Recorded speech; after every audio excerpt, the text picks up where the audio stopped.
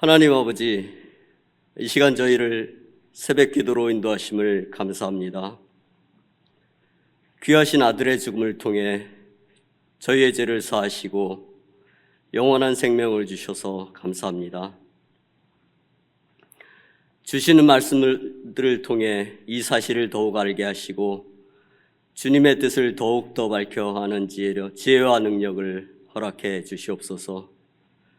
묵상을 통해서 말씀이 삶의 그대로 나타나고 온전히 주님의 다스림 아래 있도록 하실 것을 믿습니다.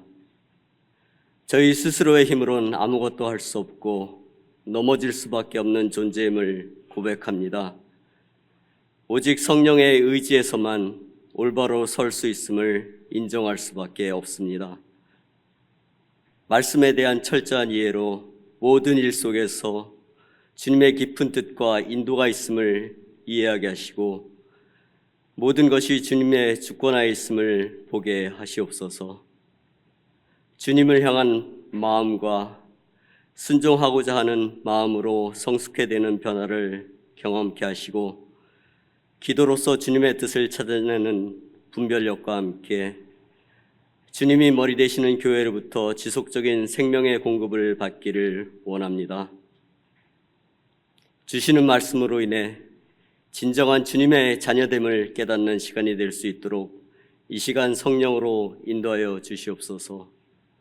이 모든 말씀 우리 주 예수님의 이름으로 기도드립니다.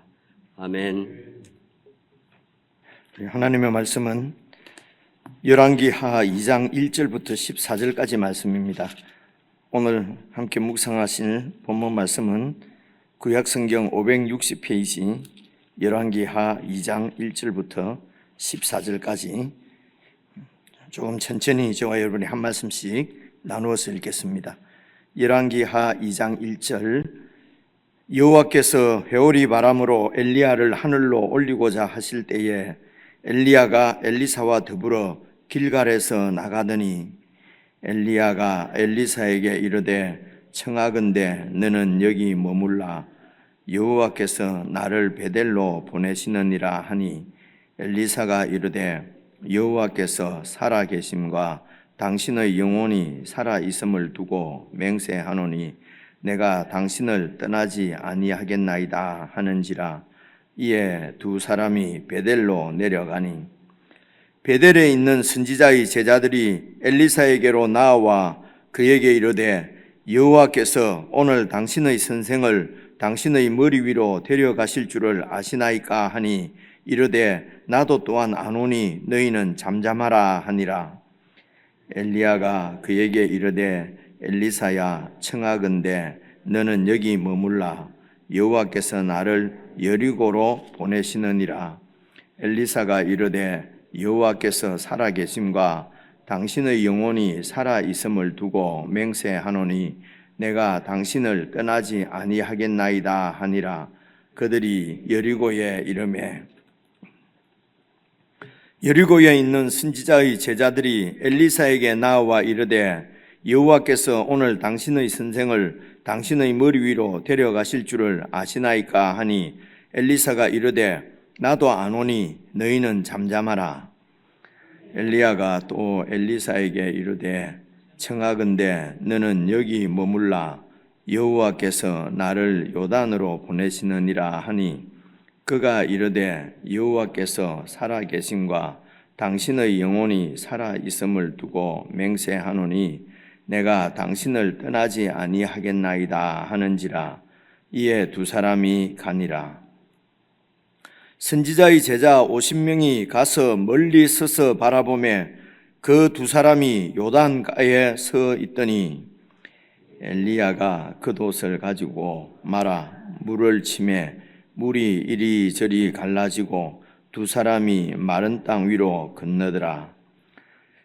건너매 엘리야가 엘리사에게 이르되 나를 내게서 데려감을 당하기 전에 내가 내게 어떻게 할지를 구하라. 엘리사가 이르되 당신의 성령이 하시는 역사가 갑절이나 내게 있게 하소서 하는지라. 이르되 내가 어려운 일을 구하는도다. 그러나 나를 내게서 데려가시는 것을 내가 보면 그 일이 내게 이루어지려니와 그렇지 아니하면 이루어지지 아니하리라 하고, 두 사람이 길을 가며 말하더니 불수레와 불말들이 두 사람을 갈라놓고 엘리야가 회오리 바람으로 하늘로 올라가더라.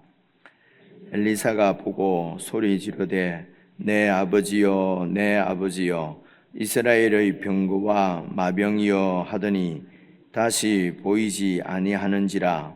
이에 엘리사가 자기의 옷을 잡아 둘로 찢고 엘리야의 몸에서 떨어진 겉옷을 주워 가지고 돌아와 요단 언덕에 서서 엘리야의 몸에서 떨어진 그의 겉옷을 가지고 물을 치며 이르되 엘리야의 하나님 여호와는 어디 계시나이까 하고 그도 물을 치매 물이 이리저리 갈라지고 엘리사가 걷느니라. 아멘. 여러분 어떻습니까? 조금 수수께끼 같은 말씀이지 않습니까? 하여튼 내용은 이런 것 같습니다. 엘리야 선지자가 나오고 그리고 또 엘리사라고 하는 선지자가 나오는데, 잘 아시는 대로 엘리야 선지자가 선생님이고 엘리사 선지자는 이제 그 제자입니다. 그죠? 이제 엘리야의 후계자인데, 오늘 보니까 여러분 그 3절부터 보시게 되면은 2절부터 보십시다. 2절부터 보시게 되면은 엘리야가 엘리사에게 이르되 청하건대 너는 여기 이제 길갈입니다. 길갈에 여기 머물라. 여호와께서 나를 베델로 보내시니까 나는 이제 베델로 가야 되겠다. 그렇게 하니까 엘리사가 이르되 내가 맹세하는데 제가 당신을 떠나지 않겠습니다.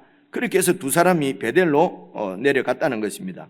그래서 3절에 보니까 베델에 또 있는 선지자의 제자들이 길갈에도 있고 베델에도 있네요. 보니까 그죠? 그래, 베델에 있는 선지자의 제자들이 또 엘리사에게 이제 후계자가 될 엘리사에게 나와 그에게 이르되 여호와께서 오늘 당신의 선생 엘리야를 당신의 머리 위로 데려가실 줄을 아십니까? 그러니까 머리 위로 데려가신다는 것이 이제 저희들은 이제 엘리야가 죽음을 보지 않고 이렇게 회리 바람으로 해서 승천했다는 것을 이제 저희들이 들어서 알고 있지 않습니까? 성경을 읽어서.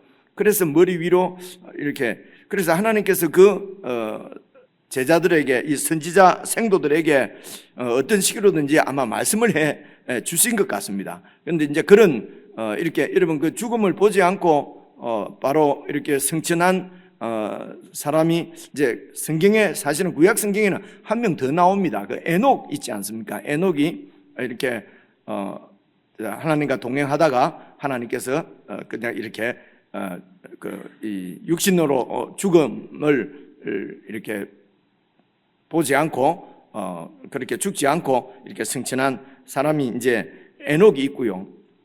그리고 모세는 잘 아시는 대로 여러분 그 비스가 산에서 하나님께서 이제 죽는다고 말씀하시지 않습니까? 그런데 그때까지 120세까지 기력이 아주 강했다고 그러거든요.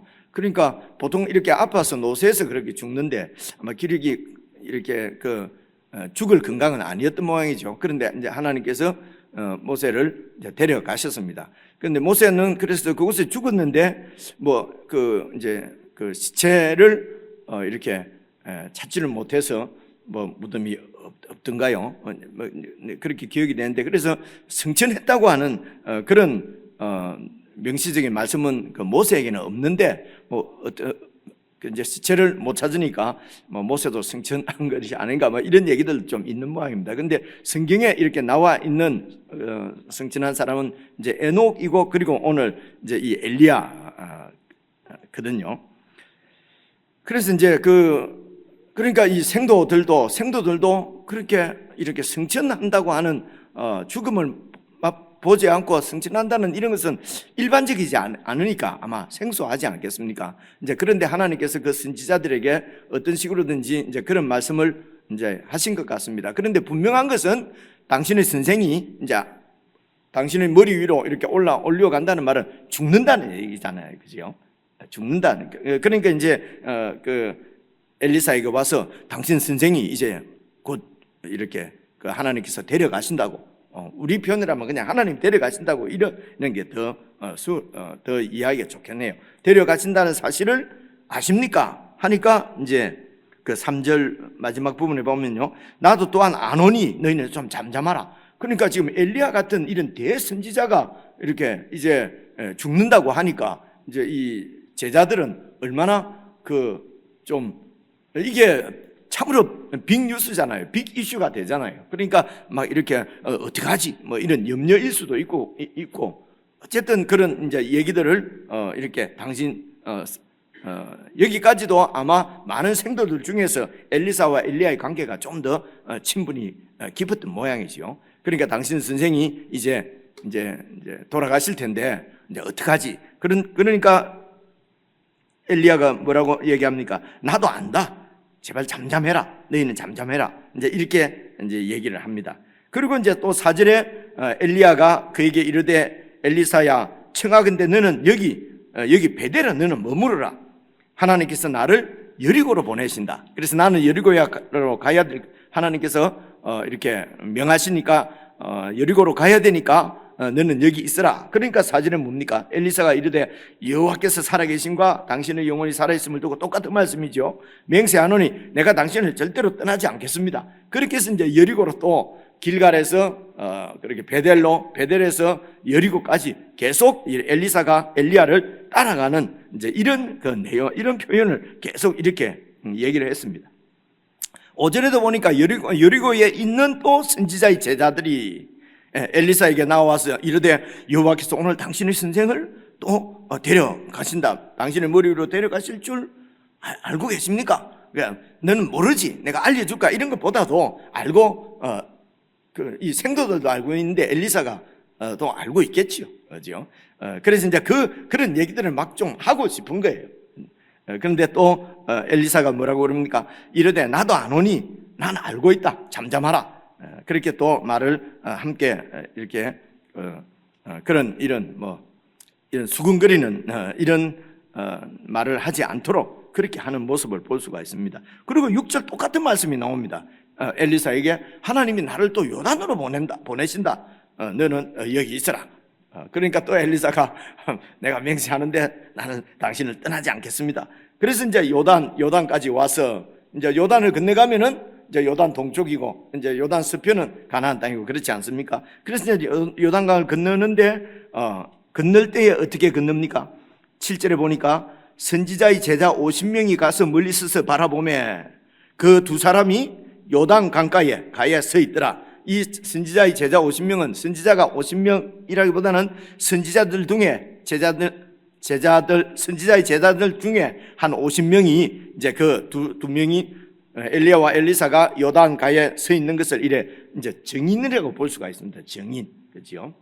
이제 보니까 두 명이 서 있는데 8절 보니까요. 엘리야가 겉옷을 가지고 이제 겉옷을 아마 그 당시에는 겉옷이 아주 중요했던 것 같습니다. 겉옷이 그 사람의 신분이나 혹은 뭐 이런 여러 가지 것들을 생활 중에서도 그 당시에는 겉옷이 중요했고요. 기억나는 대로 이렇게 돈 빌릴 때 저당 잡힐 때도 그죠? 겉옷을 잡히고 그리고 잘 때도 겉옷 덮고 자고 이런 얘기 들으시지 않습니까? 그리고 이제 어제 말씀도 보면은 그 아시아가 그제 말씀입니까? 누가 그런 얘기 하더냐? 그러니까 그런 어떤 그런 이런 옷을 입고 있는 사람이 그런 말을 했습니다. 그러니까 디셉 사람이 엘리야구나. 그러니까 겉옷은 그 사람의 신분을 나타내는 거지요. 겉옷 얘기만 듣고 아시아 왕이 엘리야다 이제 이렇게 알아. 아합도 마찬가지였죠, 그죠? 누가 그런 소리를 하더냐? 이런 사람이 그런 말을 합디다. 그 사람은 디셉 사람 엘리야다. 이렇게 알 정도로 이제 겉옷은 이제 그 사람의 신분이나 이제 이런 것을 나타낸다고 그렇게 보시면 되겠습니다. 그래서 그 겉옷을 벗어서 어떻게 해요? 겉옷을 벗어서 7절 보시면요. 요단가에 서 있는 것을 선지자의 제자들이 보았고 8절 엘리야가 겉옷을 가지고 둘둘 말아가지고 물을 딱 치매 물이 이리저리 갈라지고 그래서 두 사람이 마른 땅 위로 건너더라. 이거는 모세와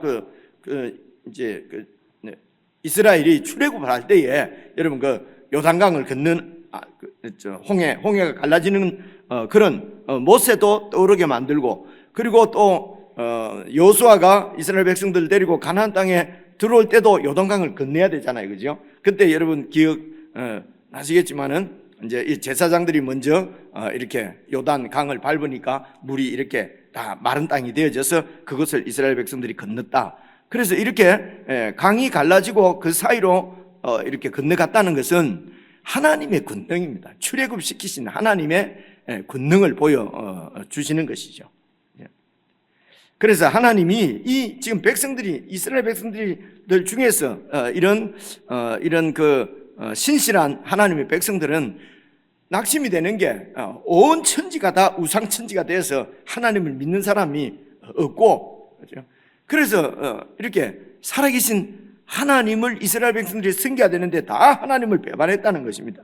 그러니까 이 하나님의 어떤 능력에 대한 그런 그 회의도 있을 것이고, 두려움도 있을 것이고, 그래서 이 백성들도 그런 하나님을 믿지를 못해서 눈에 보이는 바알을 따라가고 눈에 보이는 풍요와 번영을 따라갔던 것이거든요. 이게 이제 호세아서에서는 이제 간음이라고 강하게 그렇게 음란한 여인과 같다고 그렇게 이제 질타를 하는 모습을 볼 수가 있습니다. 이런 가운데 이제 하나님께서 홍해를 가르시면서 요단강을 가르시면서 홍해를 가르고 이스라엘 백성들을 구원하신 출애굽시키신 하나님의 권능을 이제 이렇게 보여주시는 것으로 이해를 할 수가 있습니다. 이제 그렇게 해서 이제 건너갑니다. 이제 이런 얘기인데 조금만 더 봐야 되겠네요. 더 봐야 되겠습니다. 그래서 이제 9절 계속 보시면요. 건너매 그래서 이제 요단을 건너갔습니다. 요단강을 건너가서 요단의 동쪽으로 간 거지요. 9절입니다. 건너매 엘리야가 엘리사에게 이르되 나를 내게서 데려감을 당하기 전에, 그러니까 하나님께서 나를 데려가시기 전에 내가 너에게 어떻게 해주면 좋겠냐? 구하라. 그러니까 엘리사가 이르되 당신의 성령이 하시는 역사가 갑절이나 내게 있게 하소서. 당신이 하나의 능력을 가지고 했으면 나에게는 2개의 능력을 주소서. 그래서 내가 당신보다도 더 뛰어나게, 더 강력하게, 더 유명하게 그렇게 사역을 감당하게 해 주소서. 이러면 안 되죠. 선생님 보고 내가 선생님보다 더 뛰어나게 해 주십시오. 이제 이런 느낌으로 이렇게 들려집니다. 이거는 그렇게 이야기하시기보다도 보시면요, 9절에 당신의 성령이 하시는 역사가, 성령께서 엘리야를 통해서 지금 일을 하시는 것입니다. 그죠? 근데 역사가 갑절이나 내게 있어서, 그러니까 두 곱을 저에게 주십시오 하는 것은 그냥 간단하게 이렇게 이해하시면 됩니다. 이렇게 지금 이제 엘리야가 이렇게 하던 사역을 지금 계승받는 걸 승계받는 거거든요. 그래서 이제 우리가 그 당시에는 이제 이 아버지가 죽게 되면 그 유산을 자식들이 이렇게 동일하게 하나씩 다 아들들이 하나씩 가지는데 이제 맏아들 이제 뭐라고 그러죠? 상속자는 2곱을 줘요. 다 다른 형제들은 다 하나면은 그러니까 아들이 이제 넷이다 그러면은 반을 딱 잘라서 그러니까 하나씩 주면은 그 상속자는 2곱을 받는단 말입니다. 그죠? 그래서 이제 2곱을 갑절이나 주십시오. 이런 말은 내가 당신의 상속자로서 이 일을 이제 계속해서 그 선지자의 사역을 제가 승계를 받고 제가 이제 상속자가 되고 그 상속자가 된 것을 이렇게 그렇게 해주시고 확정해 주시고 그런 그 하나님의 일을 이제 이렇게 상속 받았으니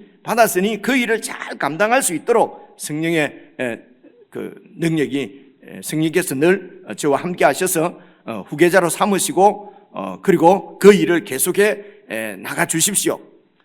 그래서 이스라엘을 구하는 하나님 나라를 구하는 일을 그 일에 제가 헌신하겠다는 이제 그런 얘기입니다. 그래서 계속 지금 이제 이 엘리야를 쫓아가는 것이거든요. 그러니까 10절에 이르되 네가 어려운 일을 구하는도다. 내 후계자가 되고 상속자가 되고 하는 것은 하나님이 하실 일이고, 그죠? 내가 해줄 일은 내가 해줄 수 있는 일은 아니다. 이제 이런 말씀으로 이해를 할 수가 있습니다.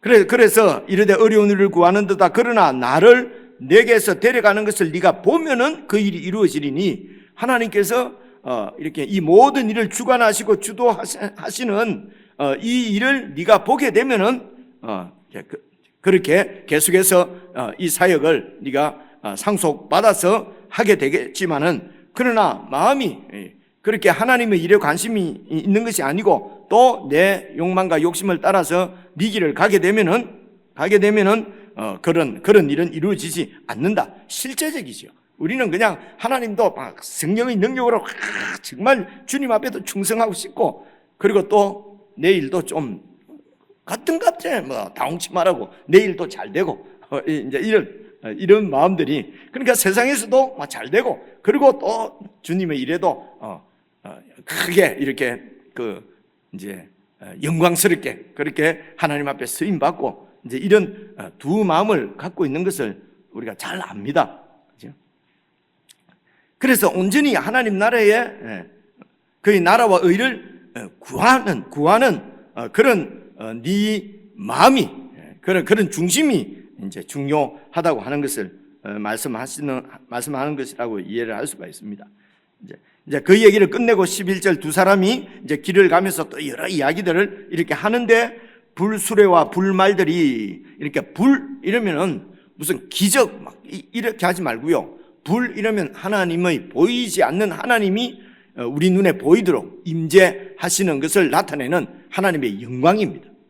그래서 이제 불수레가 두 사람을 갈라놓고, 우리는 병거 타고 불수레 타고 팍 올라간 거를 보통 그림이 그렇게 그리는데, 여기 잘 보시면요, 어떻게 이렇게 승천을 했는지는 사실은 명확하지 않습니다. 보시게 되면요, 불수레와 불말들이 쫙 내려와서 두 사람을 갈라놓고 엘리야가 회오리 바람으로 하늘로 올라가더라. 그죠? 회오리 바람에 확 이래갖고 신약에 예수님을 우리가 생각하거나 그렇게 하면은 구름을 타고 올라가야 되는데, 그죠? 구름 타고 막 올라가야 되는데, 여기는 회오리 바람으로 이렇게 올라가네요. 그러니까 구름이나 회오리나 이게 다 이런 이 세상의 영역하고는 완전히 다른 그런 우리가 지금까지 얘기하는 이런 세상, 육적인 세상과 대비되는 영적인 어떤 세계, 그죠? 시공간의 지배를 받는 이 하나님께서 창조하신 이 세계 말고 원래 계시던, 하나님께 계시던 영원한 세계, 그런 세계들을 우리에게 표현할 수 있는 방법이 없는 것입니다. 그것이 이제 구름, 이것도 하나님의 임재 나타낼 때 구름으로 많이 표현하거든요. 바람도 마찬가지입니다. 그래서 하나님께서 그렇게 이 땅에 이런 말씀도 잘 한번 생각해 보십시오. 이것이 다 우리에게 주시는 메시지거든요. 하나님께서 엘리야를 이렇게 저 세상으로 이 세상이 바로 예수님께서 오셔서 우리를 데리고 가실 그 세상이거든요. 이제 그런 세상을 이렇게 에녹이나 엘리야나 이런 선지자를 통해서 하나님께서 그의 백성들에게 이렇게 증거하시는 것입니다. 보여주시는 것입니다. 그것이 예수님에게서 대표적인 사건은 마태복음 8장입니까? 9장입니까? 그게 예수님의 변화산 사건.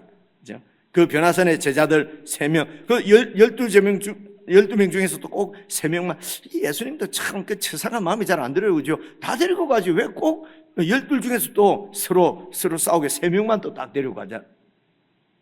또 이제 이거 왜 그러는데요? 이러면 또 시간 갑니다. 그죠? 생각을 해보세요. 생각을. 그래서 3명만 데리고 가서 보여주시지 않습니까? 거기에서 확 변화가 되어서, 그래서 제자들이 베드로가 보니까 엘리야와 모세와 그리고 예수님이 이렇게 대화를 나누고 있는 것을 본 것이죠. 너무도 영광스러워서 베드로가 막 심장이 터져서 너무도 두려워서 죽을 것 같던 것이요. 그래서 막 헛소리를 하지 않습니까? 여기가 조사원이 초막셋을 지어서 그냥 이곳에서 삽시다. 그죠?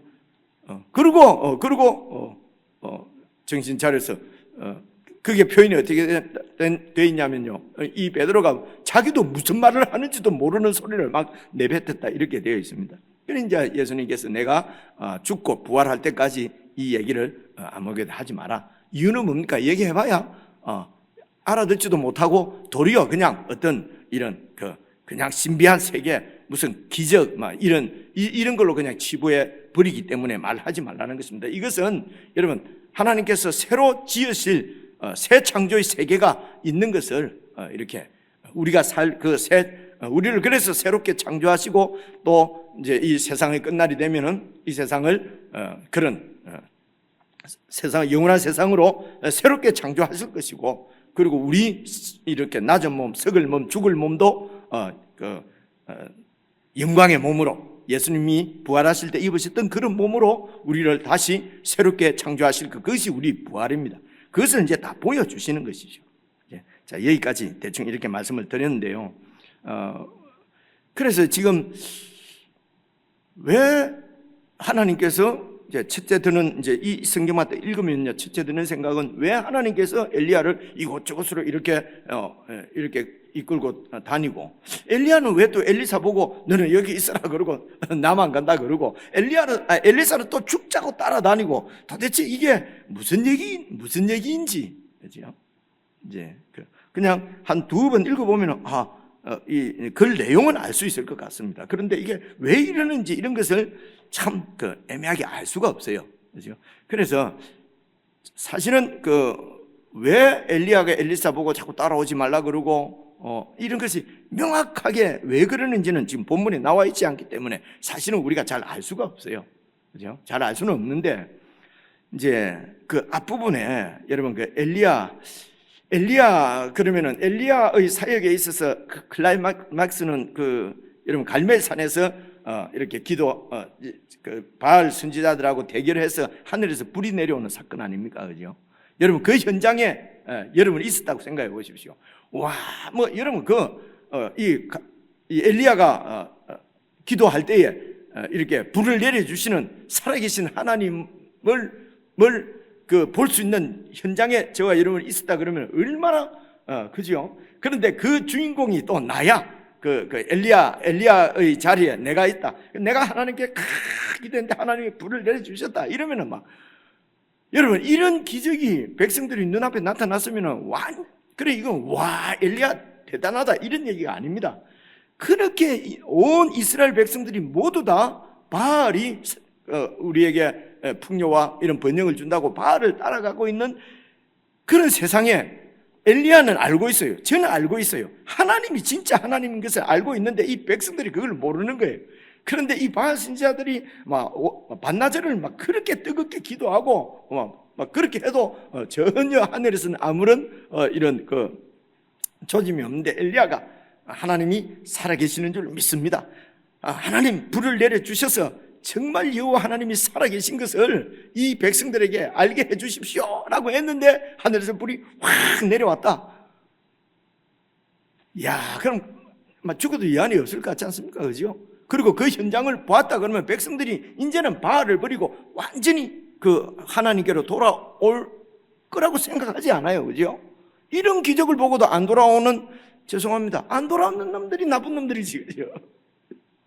이제 그렇게 생각한 거예요. 그래서 이제 선지자 450명 잡아서 전부 다 바알 선지자를 다 죽이고 말입니다.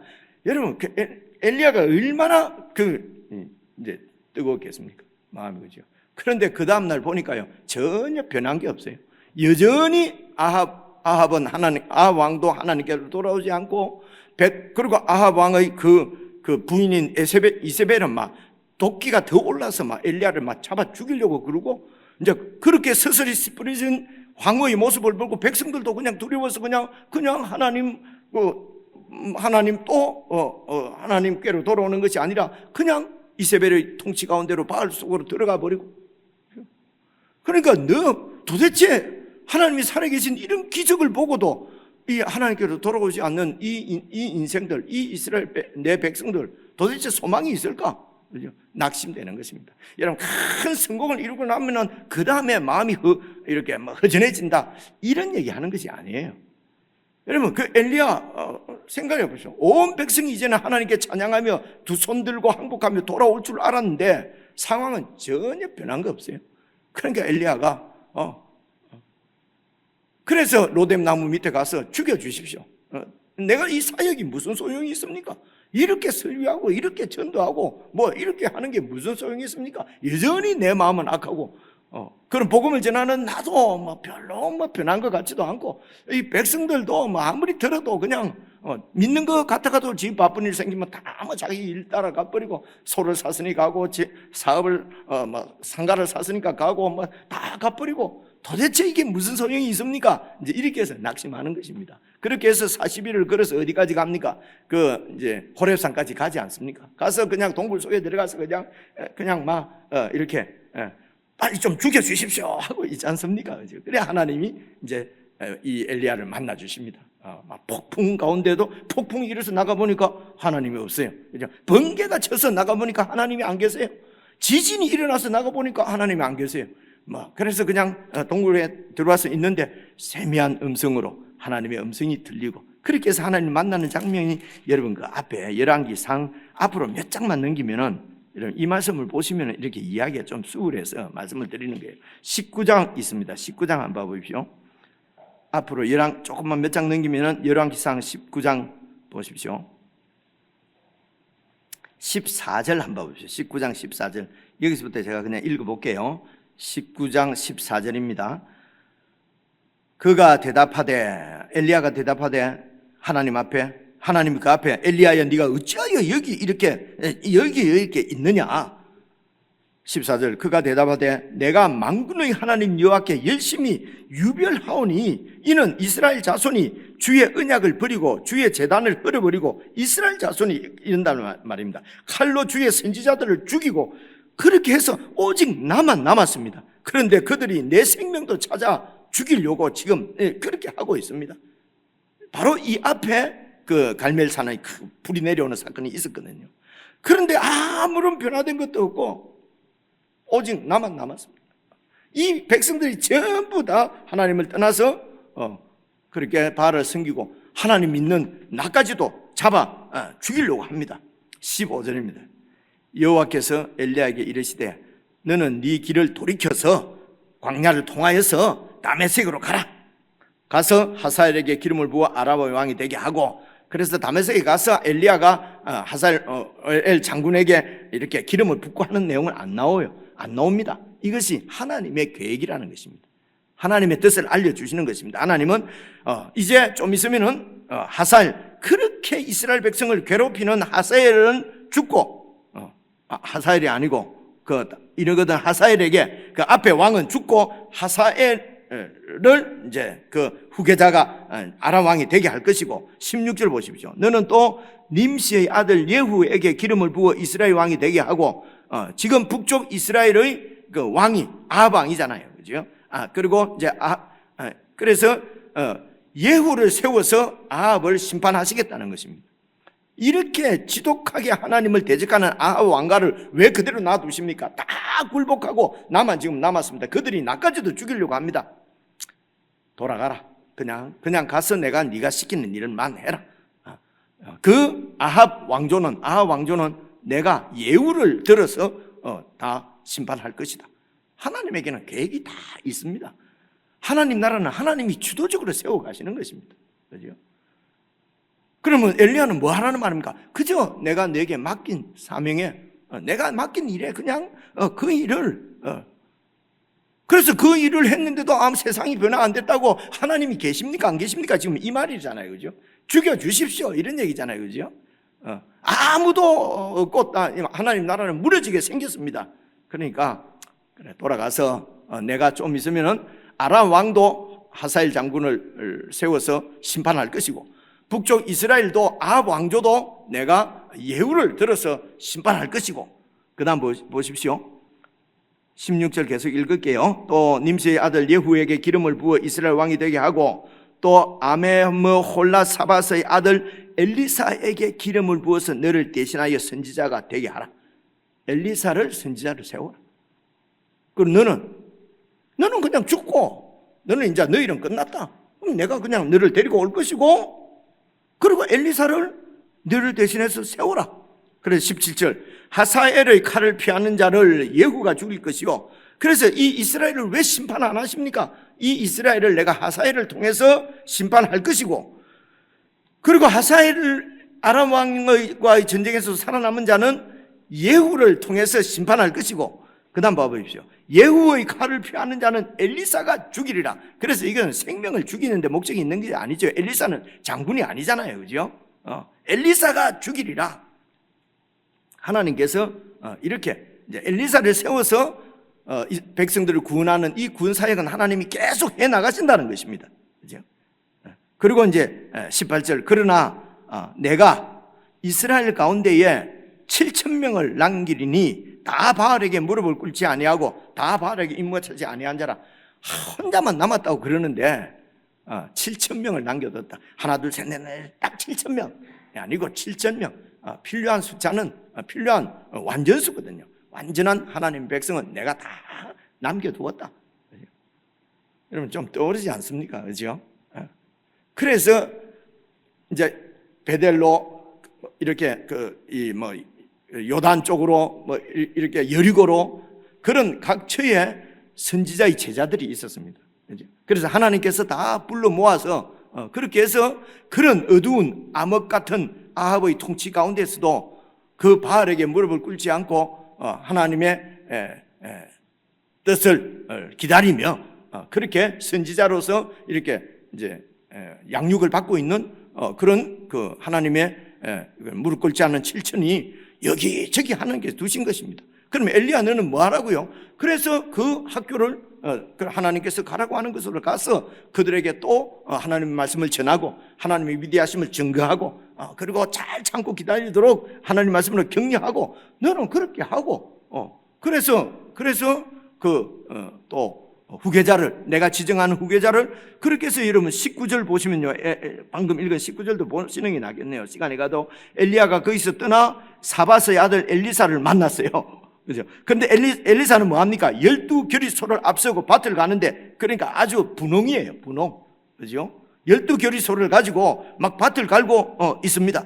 그런데 거기에 가서 엘리야는 사람들이 다 알거든요. 엘리야가 겉옷을 벗어서 가지고 엘리사에게 탁 던졌어요. 이게 무슨 뜻입니까? 바로 이 엘리야의 겉옷, 이 선지자의 일을 너에게 하나님께서 상속하라 고 하셨다는 것입니다. 그래서 20절 보면요, 그 엘리사가 소를 버리고 엘리야에게로 가서 내가 지금 부모님 갔대 인사하고 당신을 따르겠습니다. 그래, 그렇게 해라.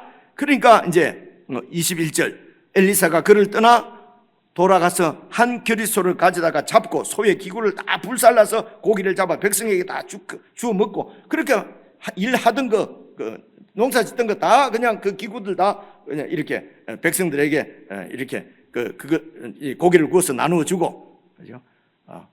한우 파티를 한 거죠. 그렇게 하고 그렇고 이제 지금 이제 엘리야를 지금 이제 쫓아오는 거 이제 오늘 말씀이 있는 것입니다. 그래서 지금 하나님께서 엘리야는 그저 큰 일이든 작은 일이든 하나님이 시키는 일 이렇게 다니면서 하고, 그죠? 그런데 엘리사는 이제 그 일을 이제 계속해서 엘리야를 하나님 데려가시고 내가 이제 후계자로 하나님이 세우셨다는 것입니다. 그렇지만은 갑자기 그래 했다고 해서 마음이 그냥 할렐루야 될 수가 없잖아요. 엘리야도 또 미심쩍을 것도 하고, 그죠? 이게 말은 이렇게 해놓고 또 좀 하다가 어려우면 갚부리고 이럴 수도 있으니까, 그죠? 이제 그렇게, 그리고 또 엘리사 입장에서도 정말 하나님이 나를 불렀는지 어느 날 엘리야가 와서 옷 탁 던져가고 턱 옷이 왔다고 해서 아니 그 내가 이게 그 재산 다 버리고 일 다 버리고 따라왔는데 이게 지금 되냐 안 되냐, 그죠? 자, 이런 맥락에서 쭉 보시면요, 하나님께서 당신 일을 다 이렇게 해가십니다. 하나님이 하시면 우리는 아무것도 안 해도 되네. 막 새벽에 기도도 안 해도 되고, 그냥 일주일에 한 번 나오면 되고, 그것도 바쁘면 한 달에 2번만 나와도 되고, 그래서 시원찮으면 안 나와도 되고, 안 나온 사람들 다 성당 가고 막 이러잖아요, 그죠? 그게 아니고요, 하나님이 다 하십니다. 그러므로 우리는 하나님께서 늘 하나님과 교통하면서 그 관계를 그래서 하나님께서 하라고 하는 일, 그죠? 그냥 이곳 가서 길갈에서 베델로 옮기고 베델로 가서 이곳 저곳 가서 불 내려오는 일만 맨날 하지 말고 그곳에서 하나님의 뜻을 잘 전하고, 그죠? 그리고 이제 엘리사는 어쨌든 엘리야를 따라다니고, 이제 다음 말씀도 여러분 제가 같이 읽지 않는 말씀도 이런 연결해서 이렇게 쭉 읽어보시면 하나님이 어떤 분이신가, 그죠? 그럼 나는 어떻게 해야 되는가? 오늘 말씀에서는 첫째적으로 당신의 나라를 주도적으로 세워가시는 분이 하나님이십니다. 그분이 주권자십니다. 그죠? 엘리야처럼 낙심할 것도 없고요. 그죠? 그런 말씀입니다. 개인적으로 묵상하시죠.